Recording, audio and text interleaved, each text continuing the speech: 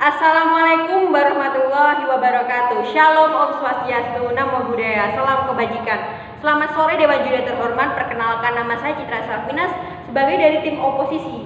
Dengan adanya mosi bahwa pejabat pemerintah dilarang menggunakan pengaruh media sosial atau influencer dalam mensosialisasikan kebijakannya, kami dari tim oposisi tidak menyetujui adanya mosi ini. Dan sebelum memasuki argumen kami, terlebih dahulu kami menanggapi argumen dari tim pemerintah. Mereka mengatakan menggiring opini masyarakat. Hal ini tidak saya setujui. Karena kita hidup di zaman yang merdeka, di zaman kemajuan teknologi sangat pesat. Kita bukan di zaman sebelum merdeka. Kita tidak perlu mengirim satu surat dari daerah satu ke daerah lain, melainkan dengan mengirim 3 detik saja kita dapat mengirim pesan dari dalam negeri ke luar negeri maupun dari dalam negeri. Dan hal ini adalah perkembangan, termasuk juga influencer.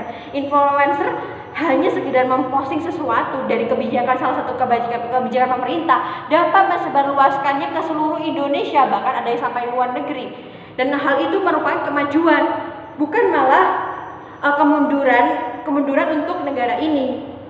Dan tidak menggiring opini masyarakat. Tidak semua masyarakat menelannya secara mentah-mentah. Justru itu adalah tugas influencer dan pemerintah, bagaimana memberikan informasi yang dapat mudah dipahami bagi orang awam dari lapisan yang berpendidikan maupun yang tidak berpendidikan.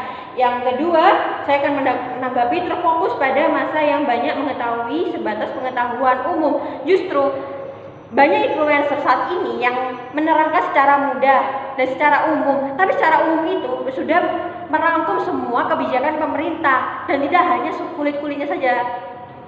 Nah, selanjutnya, sosialisasi transparan melalui pejabat terkait yang memberikan endorse pemerintah. Nah, kita telah mengetahui banyaknya influencer yang telah mensosialisasikan kebijakan entah yang saat ini booming adalah COVID-19. Mereka mensosialisasikan penggunaan masker, dan hal itu sangat berpengaruh apalagi pada kalangan anak muda yang sekarang saya yakin mayoritas sudah mempunyai yang sosial media yang namanya TikTok maupun Instagram, dan itu mampu membuat bagaimana kebijakan pemerintah tersebar secara luas. Percuma kita hanya mengandalkan pemerintah saja yang mensosialisasikan secara kaku, hanya memaparkan ini pada pasal ini, peraturan pemerintah ini, tapi kita harus memikir bagaimana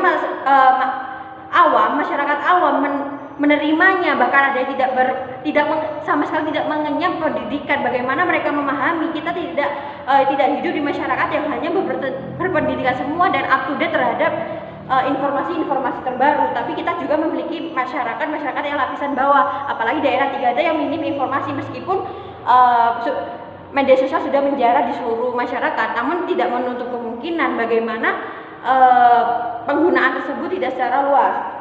Selanjutnya, memasuki argumen tim oposisi, ada suatu adagium hukum yang berbunyi hukum akan selalu memberi obat. Selanjutnya, pengertian influencer terlebih dulu. Influencer adalah orang yang mempunyai pengaruh dan mampu mempengaruhi audiensnya. Sekarang merupakan zaman yang memiliki kemajuan pesat di bidang teknologi. Teknologi semakin canggih, kita dapat dengan mudah mendapatkan informasi dari sumber entah melalui sosial media ataupun dari sumber lain. Dengan adanya influencer semakin memudahkan mensosialisasikan kebijakan sehingga dapat diketahui oleh masyarakat luas, tidak di perkotaan saja maupun di pedesaan juga. Sehingga tidak terdapat kesenjangan antara masyarakat perkotaan dan masyarakat desa. Sekarang penggunaan sosmed telah sampai di daerah 3T ataupun pedesaan, memudahkan kebijakan tersebut tersebar secara luas. Karena percuma saja adanya kebijakan namun tidak diketahui. Kita contohkan saja kebijakan COVID saat ini, hampir seluruh influencer mensosialisasikan kebijakan tersebut. Nah, karena influencer bersifat persuasif sehingga masyarakat luas tertarik dan mengikutinya, apalagi dengan cara penyampaian kepada masyarakat luas yang mudah dipahami oleh orang awam juga. Kita contohkan adalah Eki Darehan dan Farhan Firmansyah adalah seorang influencer mahasiswa kedokteran UI yang selalu mensosialisasikan kebijakan pemerintah di dunia kesehatan, dan hal tersebut membuktikan bahwa dengan adanya influencer tersebut kebijakan pemerintah dapat tersosialisasikan tanpa adanya hambatan. Selanjutnya, influencer tidak sekedar melakukan apa yang disuruh oleh pengendorse atau pemerintah, tapi juga menerapkan kepada diri sendiri dan masyarakat akan mengikutinya. Karena kita telah ketahui banyaknya anak muda yang mengikuti gaya-gaya influencer jika influencer tersebut memperlihatkan gaya hidupnya yang mengikuti kebijakan tersebut tidak hanya untuk dibayar saja, namun diterapkan dari diri sendiri, maka masyarakat luas akan mengikutinya. Dan sekarang banyak influencer yang tanpa di-endorse sudah mau untuk kepentingan manusiawi, karena dia juga manusia yang mau sosial, tidak dapat hidup sendiri tanpa manusia lain. Dia juga untuk kemanusiawian kepada manusia lain. Selanjutnya, pasti ada masalah dan juga ada solusinya. Satu, bentuk sosialisasi sederhana tetapi mudah dipahami. Percuma kita berbelit-belit membicarakan tentang peraturan, tentang undang-undang, namun kita tidak bisa memahami karena lapisan masyarakat tersebut yang berbeda-beda, dari masyarakat yang berpendidikan sampai tidak mengenyam pendidikan sama sekali, yang buta huruf. Maka kita harus mengetahui bagaimana masyarakat awam itu dapat mengetahui kebijakannya. Apakah kita berpikir secara logika, apakah mereka mengetahui jika bentuk sosialisasinya hanya tentang pasal-pasal ataupun dan yang lain-lain.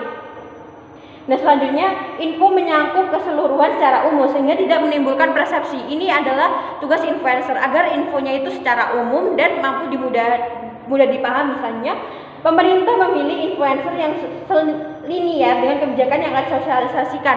Semisal kebijakan kesehatan, seharusnya memilih influencer yang bergerak di kesehatan, misalnya dokter. Sekarang sudah banyak influencer seorang dokter dan ini harus dipakai, dimaksimalkan. Dan dengan ini saya bangga menjadi tim oposisi. Saya setuju dengan adanya mosi ini. Terima kasih.